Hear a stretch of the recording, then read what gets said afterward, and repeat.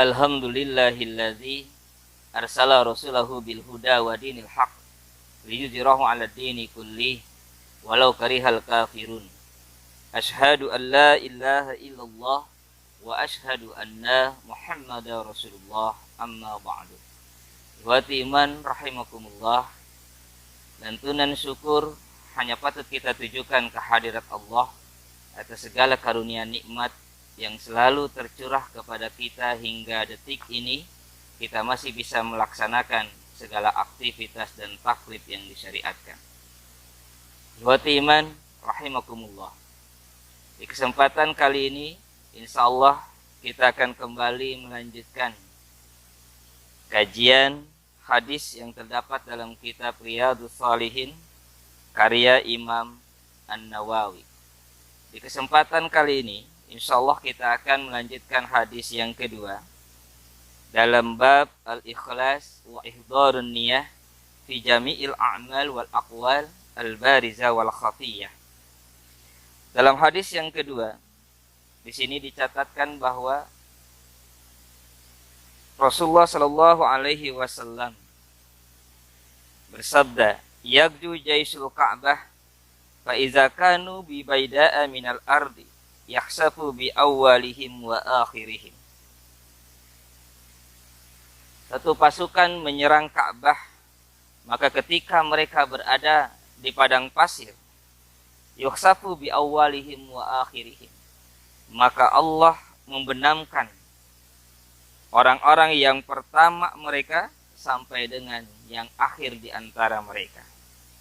Qalat, maka Aisyah berkata, "Ya Rasulullah, wahai Rasulullah, kaifa yukhsafu bi awwalihim wa akhirihim?"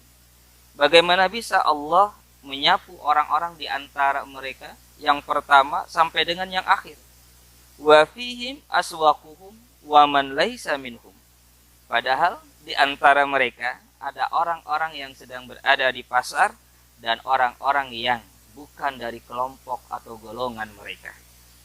Qala, maka Rasulullah sallallahu alaihi wasallam menjawab, "Yukhsafu bi awwalihim wa akhirihim." Dibenamkan oleh Allah seluruhnya dari awal sampai orang yang terakhir di antara mereka. Summa yub'atsuna ala niyatihim. Kemudian mereka nanti akan dibangkitkan pada hari kiamat dari kuburnya tergantung dengan niat-niat mereka. Hadis riwayat Imam Bukhari Muslim atau muttafaqun alaih dari sahabat Ummul Mukminin Aisyah radhiyallahu anha. Wa iman rahimakumullah. Hadis ini secara umum menjelaskan bahwa kita tidak boleh berkumpul, berteman dengan orang-orang yang sedang melakukan kemaksiatan. Karena kita ketika berteman dengan orang-orang yang melakukan kemaksiatan, orang-orang yang melakukan kemungkaran, dan ketika mereka melakukan kemungkaran itu, kita berada di tengah mereka.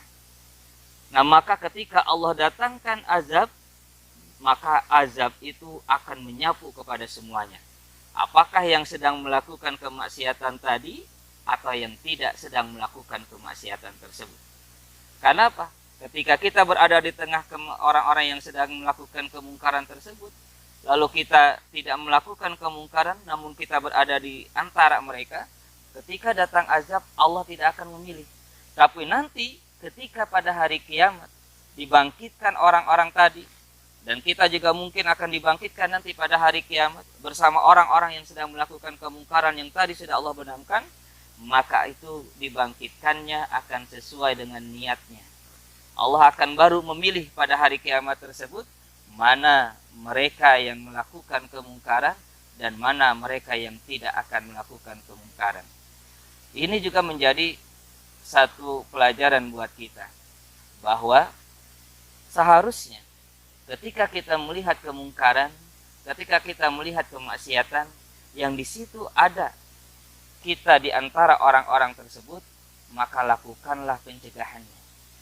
Baik itu dengan lisan kita, kalau kita mampu untuk menyampaikan secara langsung, atau jika tidak mampu, yang paling rendah adalah fabi qalbi, dengan hati kita. Bagaimana dengan hati kita? yaitu meninggalkan orang-orang yang sedang melakukan kemaksiatan tadi.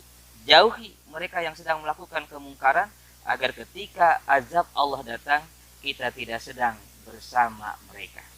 Demikian yang bisa sampaikan pada kesempatan kali ini. Mudah-mudahan bermanfaat. Al-'afwu minkum. Assalamualaikum warahmatullahi wabarakatuh.